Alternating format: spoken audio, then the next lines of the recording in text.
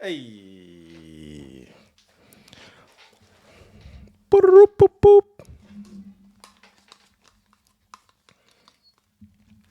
Mic check. Hey. We got sound. Bum, ba, ba, ba, boop, boop, boop. Cool. Yo, yo, yo. Welcome to number 6. 6. Podcastissimo. Welcome. Thank you so much for being here, supporting my podcast, watching my shit. Yeah, you know, honestly, I'm not in the mood. I wasn't in the mood to do a podcast today. You know, there's so much shit going on. And I feel like it's always been going on, but through like the internet and social media, like things are now broadcasted instantaneously worldwide. So, and there are some like brave individuals out there revealing the crazy shit that's going on. And it's just, you just can't believe it. Like you can't fathom that this is possible. It's like literally worse than the worst scary movies. It's worse than Human Caterpillar. It's worse than like demonic ghost fucking movies, you know? Yeah, and it's just, and then I'm dealing with, raising a family and trying to figure that out. And obviously, we're all like under a lot of pressure financially, right? Like, I don't think there are very few people that are not struggling. Because when you cut our money in half, if $10 becomes $5, like everyone's making, 50K, 80K, $10 an hour, and then you inflate it, and now it's worth half as much. It's like you're making 60K one year, and next year you're just making 30K. But on paper it says 60K, but you can only buy half as much stuff. Like all of a sudden we can't go out without having a budget meeting first. All of a sudden you can't do Postmates anymore without wrecking your checking account. Right? And all of a sudden everyone's like, I don't know if I can have a baby, because that's going to cost this and this and this. Yeah. So, and I think the heaviest thing is we keep losing good people that are speaking out. And I feel like this happens throughout history. It keeps happening. And I talked about this last podcast, but it weighs on me, weighs on me. And then it gets justified by like, oh, he was anti this, he was anti that, he was anti LGBTQIA, he was anti women and blah, blah, blah. And I'm like, but then when you like just do just a little bit of research and watch a little bit of their actual content, they weren't. It was just the way they were painted to justify taking them out, whether it's killing them at a rally or putting them in jail for life. or even JFK, right? Shot. Jesus crucified. Everyone's like, Jesus is a blasphemer. Blasphemer. Sacrilegious. Like it's the same thing over and over again. When are we going to stop falling for that? When are we going to stop falling for, like, when somebody's painted as so evil right before he's taken out? Even Joan of Arc, she was painted bad before taken out, right? Burnt at the stake. Like, how many times are we going to let people get painted negatively, believe the negative media about them, and then allow them to be taken out? And then 1,000 years later, we realize, oh, he or she was the good guy. Oh, Jesus was a good man. But at the time, nobody except like the 13 apostles and like his followers, the people that listened to him, felt that way. But when he gets taken and he's getting crucified and walking down that road by himself, right? Where's all those followers that were listening to him, that were being healed by him, that were like being uplifted by him? Where were they?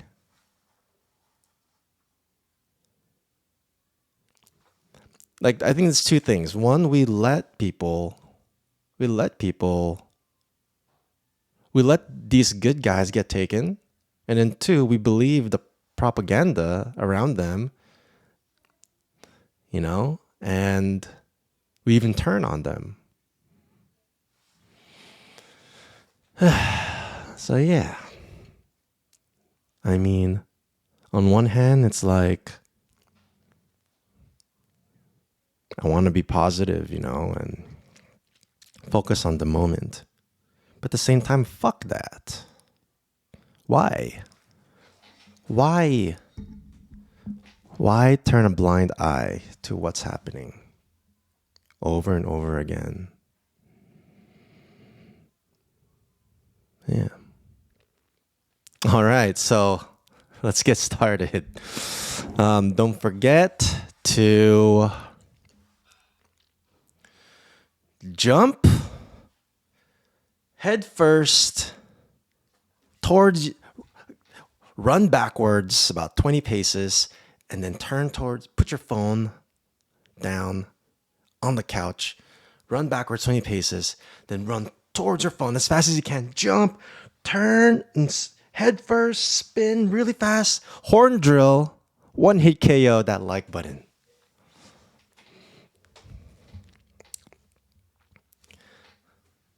Do the one-legged Karate Kid move. And then do the Jaden Smith version where he front flip, whoosh, and your foot, bam, over the head. Your foot comes over the head and kicks that subscribe button. Why not? Why not do it cool? If you love this podcast, it really helps me. Just do it. Let's get it out of the way. Let's hit that like, hit the subscribe. Helps me so much. Just also a big thank you to everyone that's been supporting me and watching me. You right there. Thank you. Thank you for being here. I love to do this so much. Even today, I didn't want to, and now I'm doing it. And then now I'm happy I'm doing it. And I think that's cool. That's cool. And I love to share that with you. And I love to be here with you. Life's a crazy, crazy fucking adventure. It's an adventure. It is. If you don't see it that way,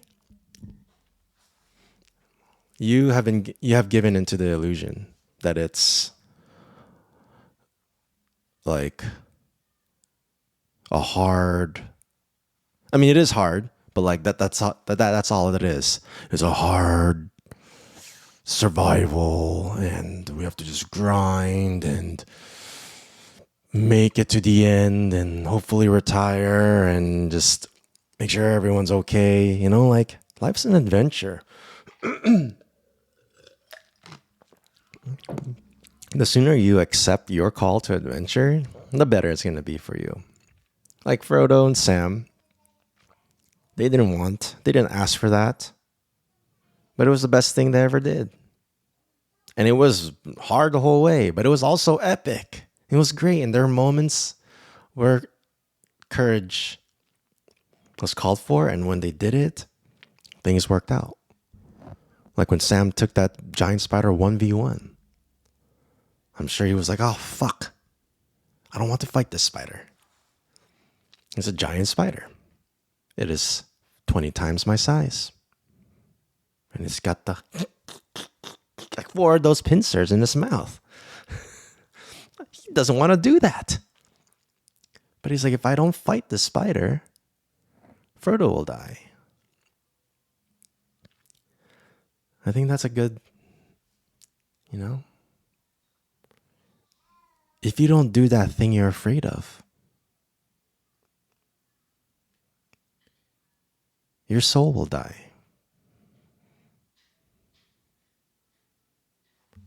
Right? If you keep giving into, no, I can't do it. It's not the right time. I'm not ready yet. I'm not this yet. I need more money.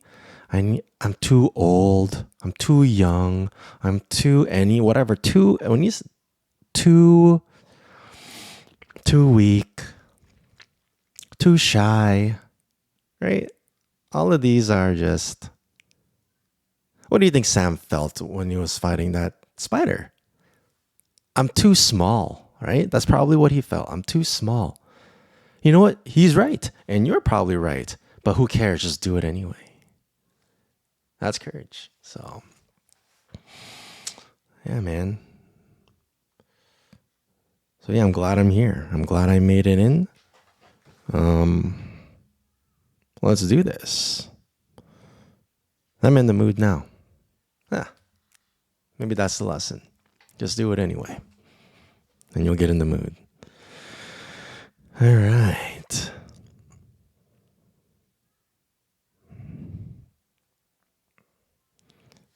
I want to do something a little different today.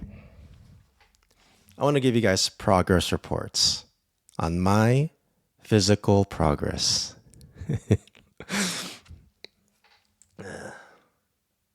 Oh. The other day, I was putting on one of my shirts. I bought these shirts from Buck Mason in Larchmont. They're around the country, but yeah. And I bought smalls because I'm a 5'8", 7.5, 8 Asian dude. Generally, I'm skinny, so I buy small. And even though I buy small, it's kind of long. But anyway, this is not one of those shirts. But anyway, that shirt is usually baggy on me. But yesterday, I was going to IKEA with my family, and I put on a shirt, and my arm was a little tight around my shirt. I wish I had that shirt, but it was tight. And Shalom was like, holy shit. And that's really 75% of the reason I work out. I'm waiting for her to say, holy shit. And honestly, that is a big reason. That's one of the most important reasons I work out. I want my significant other, my wife, my lifetime partner, to be very attracted to me. Like so attracted to me that she cannot resist herself. I want to be irresistible. Right? I want her to be distracted by me just walking by. I want to be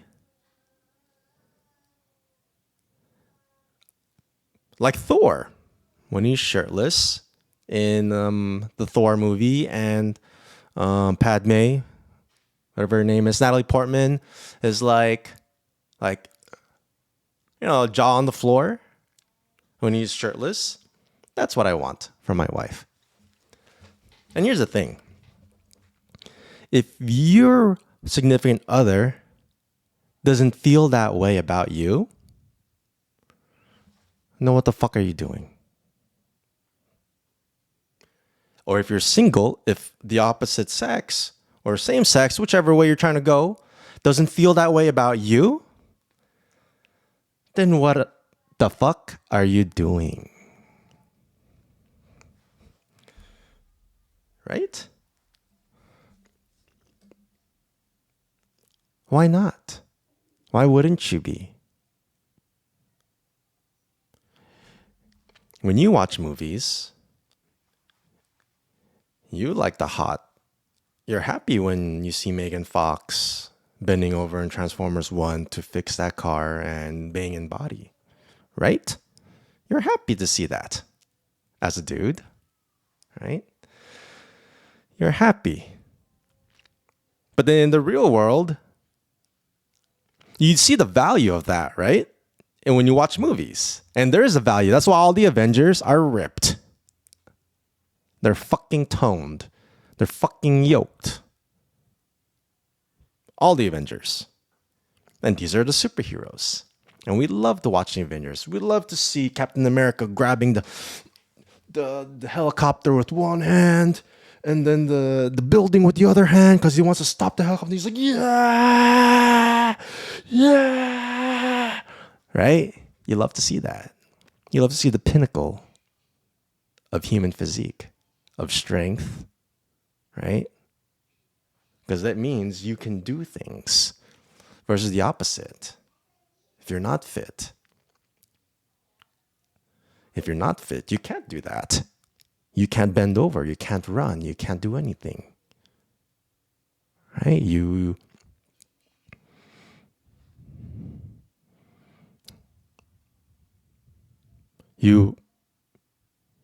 basically handicapped. And the crazy thing is, it's a choice. It's a choice. You can choose every moment to move towards being fit or away from it. You can choose to watch another episode of Netflix that's 30 minutes long, or you can go run or walk for 30 minutes. 15 minutes one direction, 15 minutes back the way you came back to your home. You choose. I work out 30 minutes a day. That's it. And now my arm is filling up my shirt. My shirt is getting tight. That small shirt is now tight. If I get any more buff, I'm gonna have to get a medium. Now that's cool. Right? That's fucking cool. So yeah, progress report. So I am going to show you where I'm at, and every month I'm going to show you where I'm at. Because what I do is I work out. First, let's just do this. Let's get this done. Honestly,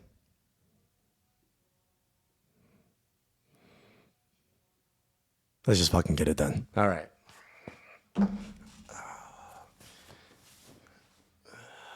There you go. So I've been working out about 6 months. Let's see, whenever Dean was born.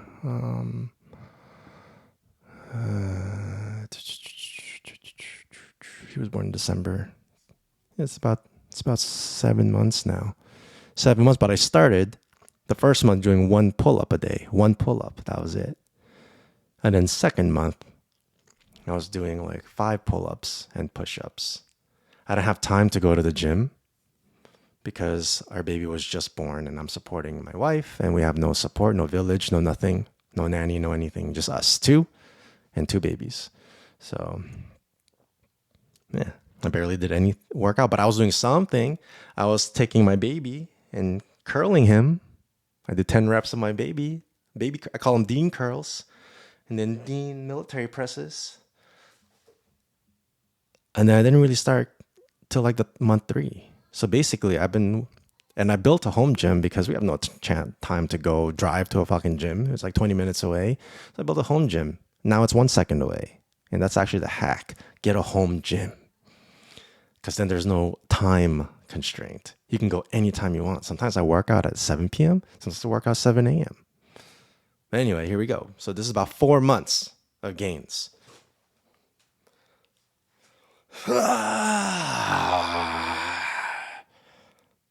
Look!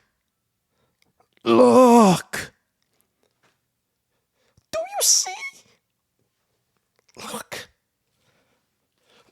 Ah.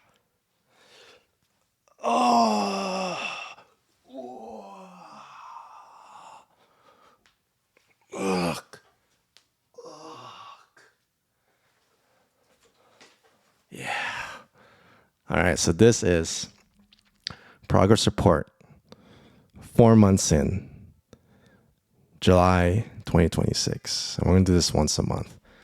I'm not going to stop. To the best of my ability, I don't want to. Whew. I'm winded from flexing so hard. Look, check out what I do whenever my kids do something cool. I go, yeah! Yeah! I do that to them. And you see these fucking arms, these guns, and you see that intensity. Every time they do something good, or good like cool. Like when my daughter's afraid to say the truth, and we're like, you got a choice. You can say the truth or you can lie. Your choice. And she thinks about it and she's like, okay, you know what? And she says the truth. And we celebrate that courage. And I do that. And I love it. And they love it. And they're like, what the fuck? You know, Dean really loves it. Senna's like a little scared of it, but also loves it. But Dean really likes it. Maybe because he's a dude and I'm a dude. Anywho, that's the progress report. Let's fucking go. Look at this. I'm not taking any supplements. I take like some protein. My wife buys the Ballerina Farms protein, and I have some pea protein, which is the nastiest protein ever, but it's healthy. I don't know if I'm gonna. Yeah, so do you want health or do you want tasty? I don't know, but it's fucking nasty. It's really nasty. But yeah, and then I just eat normally. You know, it's more about consistency. I'm in the gym, my home gym, which cost me like maybe $1,500 total. And I just bought it all used on Facebook Marketplace. I got a fucking power rack, full power rack, dumbbells from 5 up to 90, but some are missing, just single dumbbells. And at first I was bitching. I'm like, damn it, I only have single, like only one 80-pound dumbbell, only one 90-pound, only one 60-pound or whatever. But I'm like, wait a minute. There's no movement with dumbbells that I can do that I can't do one-handed. Right? So for example, a military press, where you're going, right? You can do that. I put my arm, one of my great master coaches, Gino, who taught me a lot of things I know about physical fitness. I spent 2 years with him, and he showed me how to cure my chronic back pain. And that's really why I came in. And then after that, I was like, hey, what else can we do? And we spent 2 years just progressing beyond pain to performance. And I'm crazy. Like I want to learn. I'm taking notes. I'm doing this 3 days a week. In between our weekly sessions, I'm doing what I learned, and I'm coming in with questions. And I'm like, here's what I was having a hard time with. Here's what I killed, and here's where I'm at. And he was like, wow, dude, you're really progressing, and we really got to a far place. So I know a lot of shit now about that. And that's like just simply by just showing up and giving it everything you've got. Taking it to heart. treating it like it's life or death. And that's another like superpower you could say that I've been given, is that when I get into something, I give it everything I've got. Everything. I don't fuck around. I applied it to stupid things like beer pong. I got really good at beer pong. Like I would train at my friend's house. I had a backboard. It was like a dinner table. I put like a big backboards and one cup, one red cup. And I had like a box of 50 ping pong balls. And then every time I threw it, if I missed, the backboard would bring it back to me. So that cut away all the time of me having to look for the balls. They'll just come back to me. And I aimed on just one cup. Because if you can get one cup consistently, then you'll destroy 10 cups in beer pong. I got it to the point where like I could, from the side, from front, back, really close. Eventually, just training this every day, about 2 hours, 3 hours a day for about 2 weeks, I couldn't miss anymore. So when beer pong came along, I would play at parties and they would say, and I would say, can you call cups? As in like, you can pick which cup you're going to get it in. If you pick, let's say front cup and you get it in, you get that cup, plus you get to choose a second cup to take out. But if you get the wrong cup, not the one you called, it doesn't count. So it's a high risk maneuver. But I can make it in whatever cup I want because I trained for 2 weeks. And my brother, who's very, very good at beer pong, he's really good. Like you can be holding a cup in your hand, he'll get that ball in the cup. He's done that 3 times. I've seen it. That's called death cup. When you're still drinking the beer from the game, but you're holding it, and then he gets it back in there, death cup, game over, you win. He's that good. Now, I play a lot with him through college because we're like a year apart. I was so good. My brother was like, you took this game too far. You practiced too much. This is coming from the dude that death cups. That's how good I was. And I only trained 2 weeks. And then I partied every weekend. Anyway. And then there was, we were playing there was another beer pong game. Fuck, now I want to play beer pong. Like, there's another beer pong game, like speed pong, where there's no turns. As soon as the ball's on your side, you can shoot it. And you can call cups. And, yeah, it was like a crazy version of beer pong. You have to be really, really good. There's like no turn taking. It's just whenever the ball gets there, you just shoot. And, fuck. Yeah, you're allowed to call cups. And, yeah, dude. I was playing at a low where both me and my teammate were calling the same cup. So if you do same cup, first you call it, so it's +1. And then we do same cup, that's +2.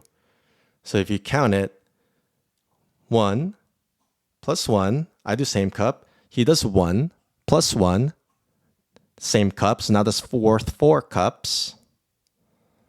Wait, 1 cup + 1. 1 cup + 1. No, so if he same cups me, he gets the +1. Plus same cup, the rule is you get 2 more cups. So that's 5 cups. So we beat people in 2 rounds. We same cup, that's 5 cups out of 10 total. And we do it again, it's game over. That's how crazy we were. Oh, man. Anyway, that's what happens when you just fucking go all in. If you just put everything you have into one thing, very soon, you're the fucking best. The issue is nobody wants to go all in. I don't know why. I don't know why. That's a good question.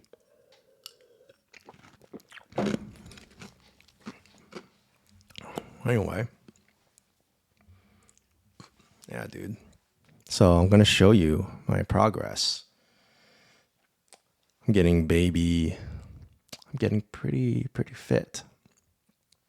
But this is not my peak.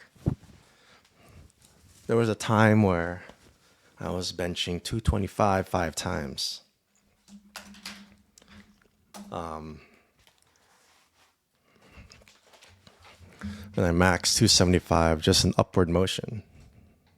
Right? I've talked about that. So, yeah, we're going for it. I'm 30, 38, right? Almost 40.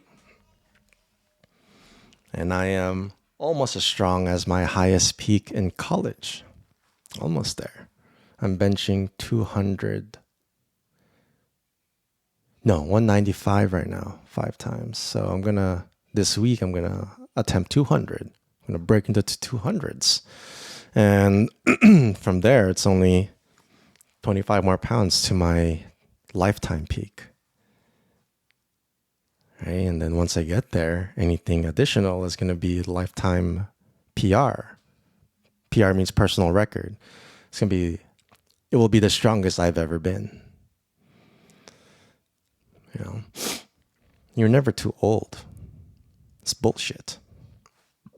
You're never too old. Yeah, you're older. Like Kobe, when he was in nearing 40s and past his 40s, I read his book. His trick was, so he had to just adjust. He said, listen to your body. Excuse me. So he said, I had to listen to my body. As I got older, instead of spending 2 hours warming up special techniques, like quick, like spin moves, like fadeaway shots, he would spend that 2 hours stretching. Because his ankles were always tight, right? And his knees, that would affect his knees. And that's why he had those knee issues and his ACLs and all that, right? So he spent 2 hours warming up his legs, stretching, because he's old now. And you have to treat your body a little differently. And then he had like a master at like wrapping, and they would wrap his ankles depending on if some days his ankles were loose, and they'd wrap it a little looser so he had some flexibility to make those crazy moves he wants to make. And if his ankles are feeling a little tighter that day, even after all the stretching, they'll make the wrap a little tighter to give him more stability, but less movement, because they need to protect those ankles, because the last thing he wants is an injury. So that's like the secret to life right there. You have to adapt. Every moment is new. Every rule, everything you learned is out the window in this current moment. This moment is now a new moment. You have to adapt to it. You can use the stuff you learned and apply it to it, but you have to also be open to the possibility that nothing you've learned will work. You have to be open to change in this moment. Right? Like at one moment, I wanted to have a Patreon because I was like, I don't think I can speak full on out in this podcast because I don't know platform guidelines. But then the next podcast, I'm like, no, fuck that. I don't want to do Patreon, which actually update. I don't want to do Patreon. I think right now, I just want to focus on full fucking force with you guys and not cut anything out unless it's like against the rules, like copyright. So I didn't do a song today. I probably won't be doing songs anymore because it's copyright issues, copyright infringement. And so at that point, then I don't need to cut anything. And if you notice, I don't cut this. Like sometimes it might cut because the video, like my alarm would go off, so it would stop the video. That's what happened last call, or two podcasts ago. It would stop the video. Actually, it was the last podcast. It would stop the video because the alarm goes off, and I have to turn around, press play again, or record. But other than that, I don't want to cut this ever. I want you to see everything. I want you to see, especially my flaws, especially my mistakes. And I think in those moments is the best moments, right? Because if you just see the best side of me, that's fake. It's boring. Who cares? Yeah, it's like Instagram. Only our best shots. Only my best moments. Only my this. Look at me. Look at me. Look at me. Right? Fuck that. You get to see for 1 whole hour exactly how I am. And I think it's an honor that I get to do that. It's an honor that I've been given that courage to do that. And to be honest, I'm not always courageous about that. I'm like, oh fuck, I think I should cut that. But I go back and forth on it. And fortunately, I have never decided to cut anything out because I don't want it to be seen. Never done that. Okay. That's just how we roll here. And that's it. I don't care about how other people roll. I'm not going to bag on anybody. I'm not going to bash on anyone. Everyone has different types of podcasts and different whatever they're doing, different journeys. In my journey, in the Joe Show, we're not going to cut. Okay. Where was I? What the fuck was I talking about? All right, so there's your progress report. Let's do this. Hey man, I started with 1 pull-up a day. You know that pull-up bar that you put in the doorway, the door jam? I put it in our bedroom, me and my wife's bedroom. And I would get in 1 pull-up a day. That was it. Even that was hard to do sometimes. I'm like, oh man, I don't want to go up there. I can barely do a pull-up. It took me a while to even do 1 full pull-up. But every day I showed up, struggling at that 1 pull-up. After a week, I did 1. After a month, I was doing 3. And then like from there, it started like snowballing. Dude. The snowball effect of a human being is real. It's another secret. If you keep doing one thing, not one thing, but like if you keep doing, like pick a field, right? You want to work out, fitness, or you want to like, I guess, podcast, or you want to like draw or whatever, take pictures. If you keep doing that shit every day, the trick is every day. But if not, every week. But it has to be every something. And preferably not every year. You know, like ideally every day. That's where the magic really happens. So you take whatever you're trying to do and break it down to the smallest possible molecular atom of it. So for me, it was pull-ups. I'm really bad at pull-ups. I suck at pull-ups. They're so hard. And I feel like for most people, they are. Nobody's doing pull-ups until they're doing pull-ups. They're fucking hard. But what I did was, 1, I like to do things that are hard for me. That's just something I like to do because I like the challenge. So I chose, hey, I have a pull-up bar. I don't have time to work out. I'm fucking exhausted. We're not sleeping. So here's what I'm going to do. I'm going to do just 1 pull-up a day. And that turned into now I'm doing 20 pull-ups. 7 months later. I went from couldn't do 1 like everyone else. 99% of people can't do 1 to doing 20, which I think is like top 1%. I am like up there. There's some people can do 100 pull-ups. But like once you hit the 20 mark, you're like really strong at pull-ups. That's 20 pull-ups. 7 months. I'm just doing it really chill, but just doing it every day. Think about that, dude. And you saw my back, right? And now what I'm doing is I'm putting weights. I have a belt, a weight belt, so I can strap weights to it, like plates. So now I'm lifting 15 pounds dumbbells and doing pull-ups with that, hitting that about 12 times. And I've been here before in college where I was doing, I think, 25 pounds around my waist. And when you get there, your back is fucking yoked. And I'm not going to stop at 25, dude. I want to do like 2 fucking 45-pound plates, 90 pounds fucking pull-ups. I want to do that. Actually, I don't. There's no limit. I don't want to cap myself. Let's fucking go until we're dead, right? Fuck it. You know, I was telling my wife, Shalom, what's more important than working out? What is so important that's more important than your physical health? What is? Unless you're like in a life or death situation, what's more important than carving out 30 minutes to do some sort of workout, whether it's walking, doing pull ups, or something? You're saying death. You're choosing the death of your body over the life and health of your body every day you don't work out. I honestly think you have to at least do 5 minutes a day every day. Like, what the fuck? Just put a lion in a cage that fits like a 4 foot, 5 foot cage where like all he can do is just sit there, and then put a screen in front of him. Put an iPad in front of this lion.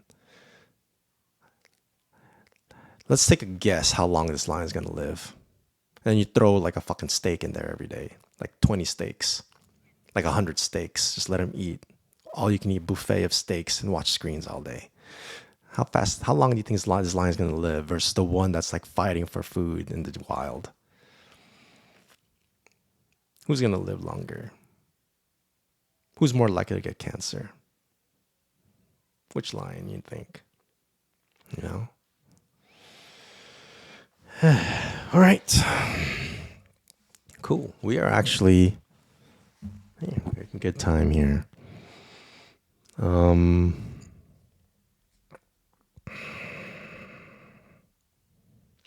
Fuck yeah, man.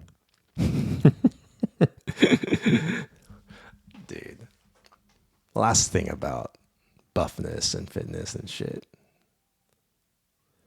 Dude, there was one moment last week where I looked down.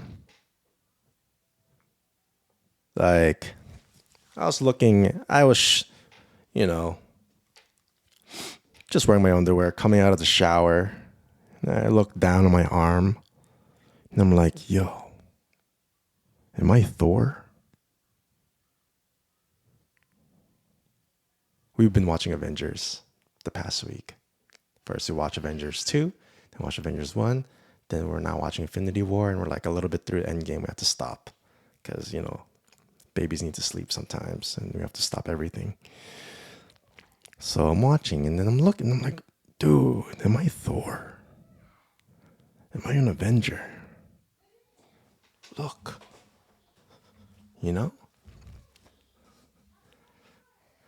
What if the difference between us and an Avenger is just spending 5 to 30 minutes in the gym every day? That's it. Because I'm definitely now on my way. I'm on my way. Obviously, I'm not like as buff as Thor, but I'm like fucking not. I'm starting to get there. And that's a really fucking awesome way to be, man. We got one life. YOLO. YOLO. Do it all. Do what you love, man. YOLO got twisted up when YOLO came out. Everyone's like YOLO and then like get fucked up. YOLO is do what you love because you got one life, right? Until the next life. But like, do what you love. Get the body you want. If you're playing a video game like World of Warcraft, I played that for a little bit. Like the crack version, which means like it's like 100x faster. So I don't have to like spend years on it to get to the end. I spent like a week on it. And you get to pick whatever you want. Everyone's yoked in that game. Everyone's yoked. Everyone's ripped. Everyone's wearing like cool fucking warlock clothes or like warrior barbarian clothes. Everyone's got a fucking tight ass. They call it a mount. Basically, it's a giant animal that you can ride. Everyone's got a tight ass saber-toothed tiger or a fucking Pegasus or something. Everyone's fucking flexing in there. But their own version of flexing, right? Their own expression of what they love. Some dudes pick girl characters. Some dudes pick guy characters. Some dudes are the bad guy. Some dudes are the good guy. You know, like you're just representing your expression. I was a warlock. Bad guy. The reason I picked him is because I heard the warlock is the most powerful in terms of dealing damage. Highest damage possible. Because you just spell after spell after spell until there's like 30 spells on them that are draining their life little by little, damage over time. You do that 30 times. Now they're losing like 50,000 HP over like 5 seconds. And it's fucking crazy. I was killing everyone. So I picked the warlock. But I didn't like the bad guy world because it was very like depressing. Like the sky was always purple and everything looked like a desolate wasteland. But like the bad guys, that's their home. They live in like Mordor. And the good guys live in like the lush Rivendell, you know, like beautiful castle architecture, gargoyles and statues and greenery, waterfalls. Bad guys have a shitty fucking environment. Didn't like it. But yeah. Anyway. Yeah, dude. But the point is, dude, how come everyone in a video game, when you can choose whatever you want, everyone's yoked, everyone's ripped, everyone's wearing the clothes that are fucking bright and loud and like epic, and they got like this epic ride, right? And you got this fucking giant sword, you just like, you know, the sword's like twice their size on their shoulder. See, like in the video game, you can be your real self, like how you'd really be. And then in the real world, everyone's too pussy. And I don't say this in like a judgmental way. Maybe I am. Maybe I am. I don't know. But like everyone's too pussy to just go for it. And I'm probably one of them, right? Like to really, really go for it. To get that car you want, to get that body you want, to wear the clothes you want, to express yourself the way you want to say fuck you to whoever you want to say whatever you want to just like some dudes, just some like high level dudes, level 60 dudes, like from like the bad guy realm. If you're in the bad guy realm, you can kill the good guys anytime they walk by you.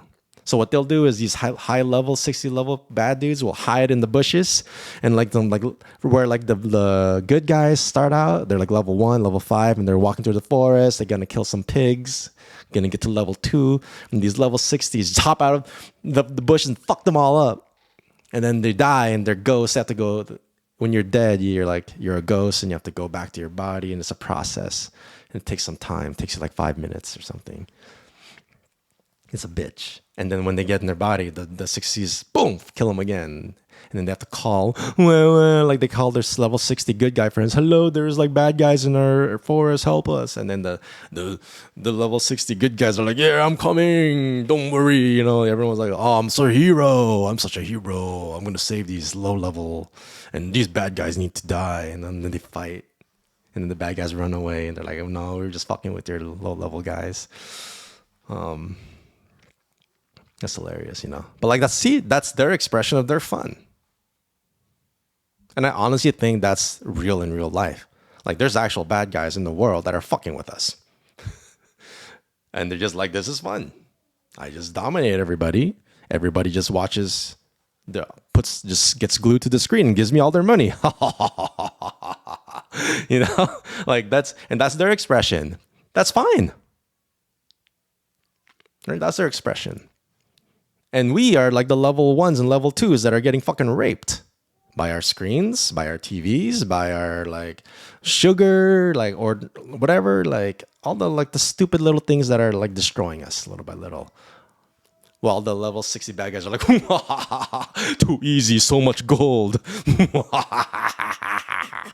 You know, all day long, century after century. We're getting pwned out here, man. Getting pwned. Yeah. Yeah, man. Cool.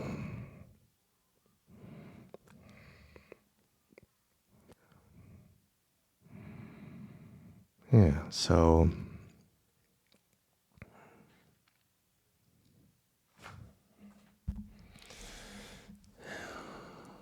It's funny, but it's not too, right?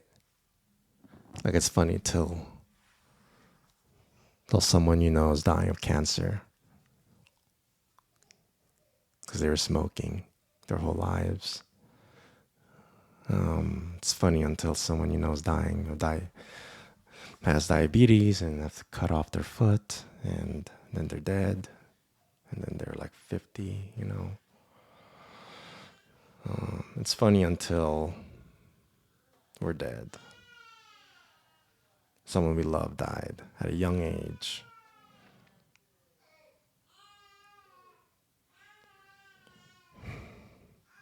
Like I've been wrestling with this idea of funny. Like when we laugh, what are we really laughing? Like laughing can mean so many things. It's not just it's funny. Sometimes we laugh when we're nervous. It doesn't mean it's funny what's being said, but it's actually scary what's being said. So people like laugh. Like when like a seasoned mom tells a new mom like, "Hey, you're not gonna get any sleep," and then the new mom's like, like they both laugh, but it's not like funny. It's like a nervous, fearful laugh. Like, oh fuck, that's not good, and because it's not good, that's kind of funny, right? Like there's different reasons to laugh, and like I feel like there's some jokes that it's not even funny. Like trying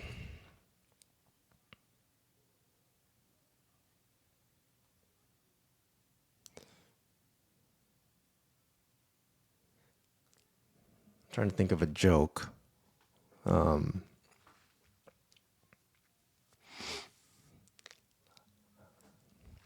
Like like the joke, why are black people tall? It's because they're Negroes. Like that's kind of funny because it's like a pun. I'm trying to think of one where it's not even funny. That's actually funny. I love black people. There's nothing wrong with them. I feel like I have to keep. I'm gonna stop also, kind of like covering for everything I say. Like fuck that. I'm just gonna say it. If you think it's racist, you're stupid. I've said time and time again, everyone of every group, for the most part, is beautiful. There are just some bad actors in every group. Doesn't matter what kind of person you are. But for the most part, everyone is beautiful and good. So shut the fuck up. Oh. Anyway,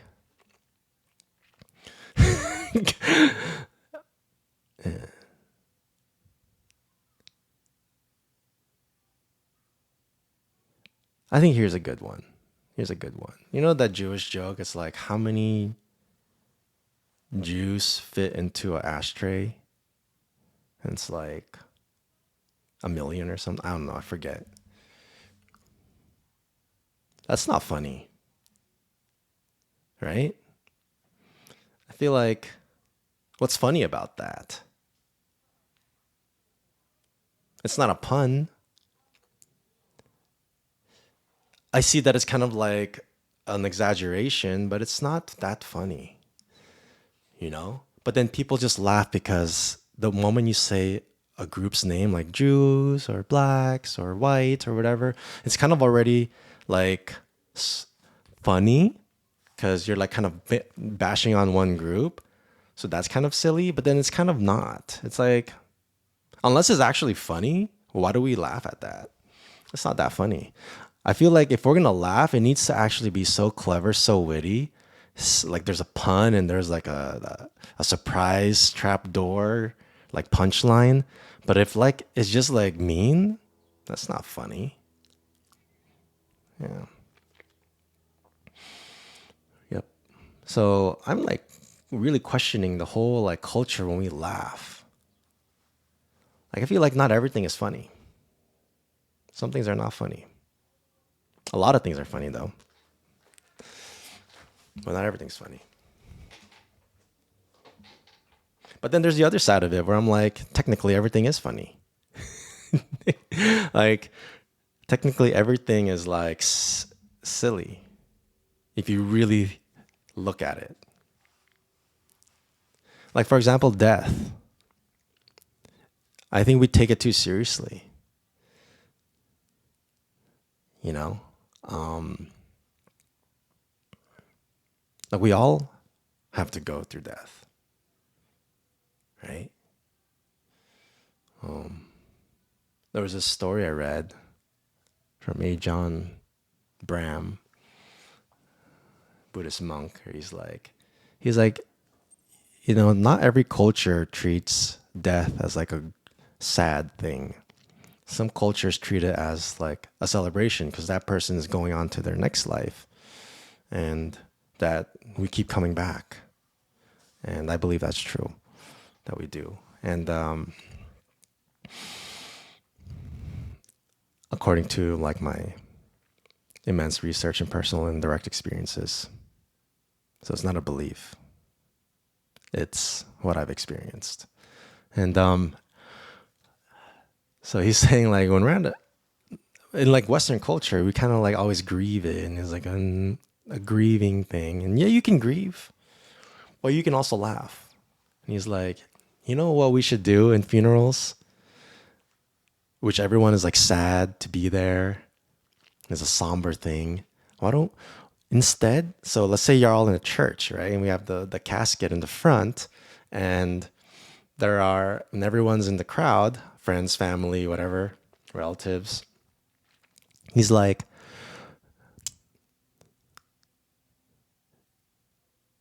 oh, like, so example, like say you're doing a crematory. We should have three options. So you can press a button and the coffin goes upwards. So it's like symbolizing they're going to heaven. And you can also press another button where the coffin is going downwards, symbolizing they're going to hell.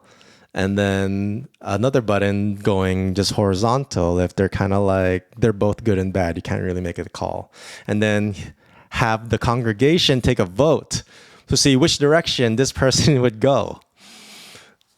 And I thought that's hilarious. And he said like that would bring some fun into this otherwise really difficult moment. But yeah, death, I think that's our biggest fear.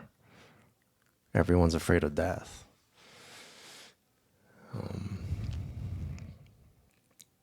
But there's two like truths about it, or three. Let's see if there's two or three.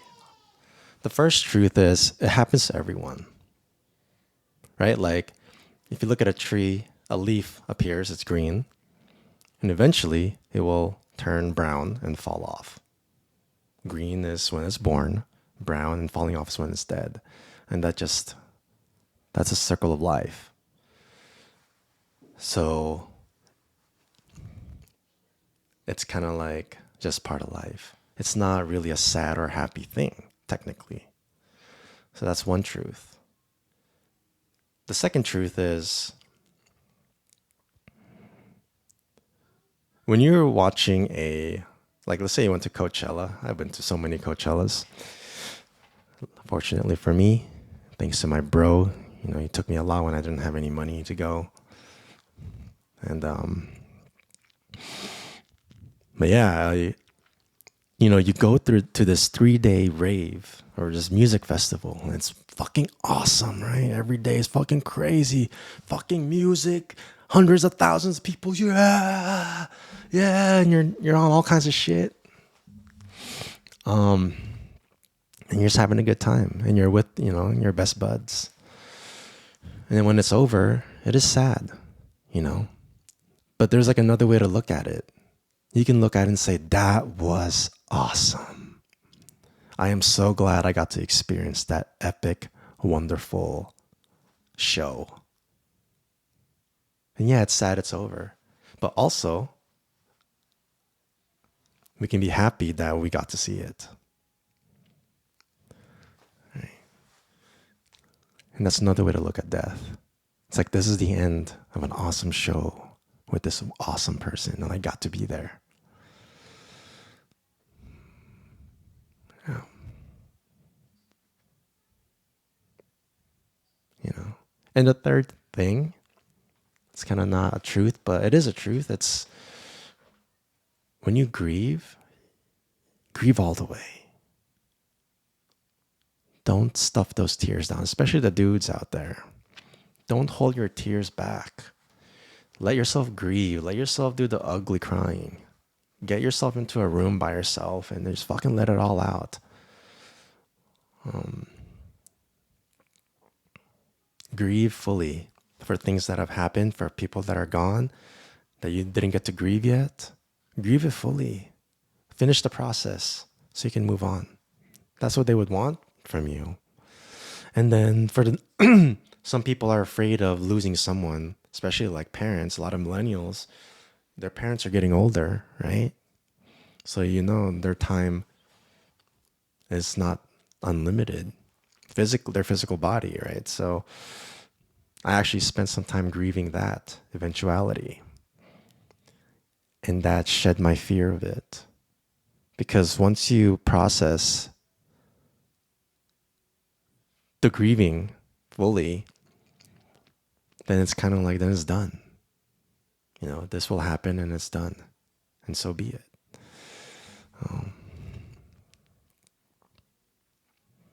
Yeah. And then the last thing is for those that are dying,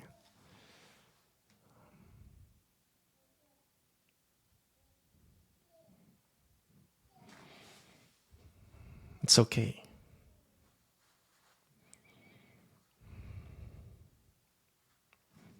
It's okay if you die. It's not your fault.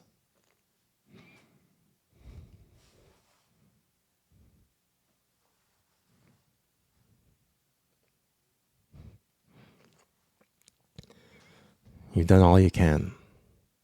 Everyone you leave behind will be okay.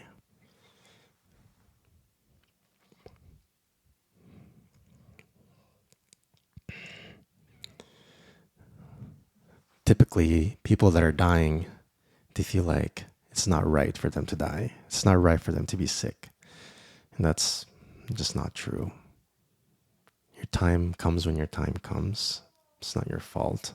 It's just the way things are. Everyone's got to go. Any day is as good as any. And it's okay. People don't know about this, but like in the Eastern traditions, it's common when someone is dying, they're guilty about dying. So what they're like the wise sages will come and say, you have our permission. Everyone that knows you, everyone under your care, everyone, all your family and friends and relatives, we give you our permission to die. And that usually the dying person or sick person, that allows them to die peacefully, because that's really the only thing they're looking for is like, is it okay, everyone? Or secondly, they can start to heal and recover because they're not the guilt is no longer crippling them and making them sick. So, and yeah, you know, if you die, you die. It's okay. It's okay. And the guess what? I don't know if I'm allowed to say this, but death is not the end.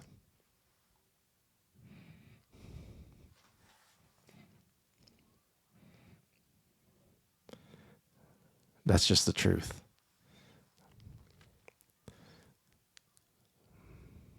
I think the best way to like break it down is that death is the end of this life, and then you go back to the real world. And then when you go back to the real world, you'll see everyone you love. The ones that have gone already. And there's no time there. So eventually you'll see the ones that are still here pretty shortly after. And then you spend some time there. And you're not going to want to leave that place because that place is peaceful. Earth is the hard place. But then eventually you're going to start your next life. Whether it's Earth, another planet, whether you can be a human again, or a chimp, or a tree, or a rock, or a cloud. You know, this is not like just Hinduism. This is the essence of every religion, right? It's not the end. So don't worry so much about it. Do your best to make this life the best life you can live, true to your heart, and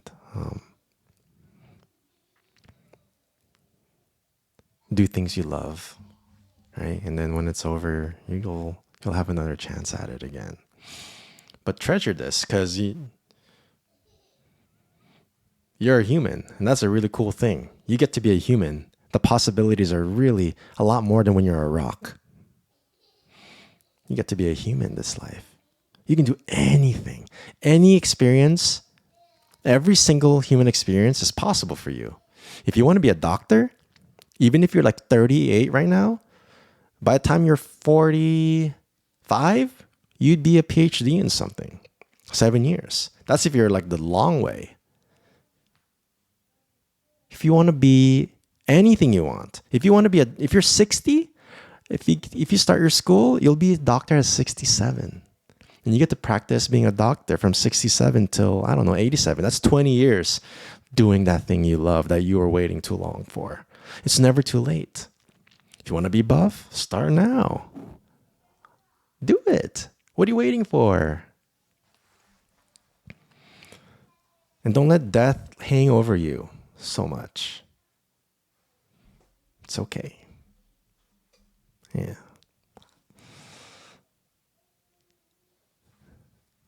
You know, one day I'll see you on the other side. And I'll say I told you so. Or I won't even have to. You'd be like, you called it. Or if you don't believe me, look into it. Just try. Look into it. It won't be long before you find the truth. Look into anything. If you look into anything, you'll find the truth. But if you just sit there and let your feed tell you what's true and what's not, then you're letting someone else tell you the truth. You look into it yourself. Read a fucking book. Right? From someone that isn't a fucking cheat, salesy, fucking scammy person. Read from like a legit person. Expand your experience beyond your phone, beyond this country, beyond this state. Check out other stuff. How do you know your way is the only way?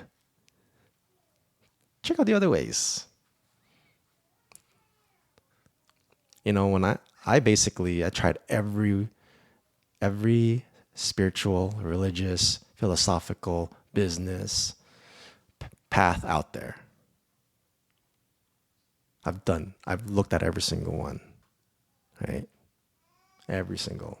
Almost every single one. There's a lot more I haven't looked at the Shintoism. I actually want to do that.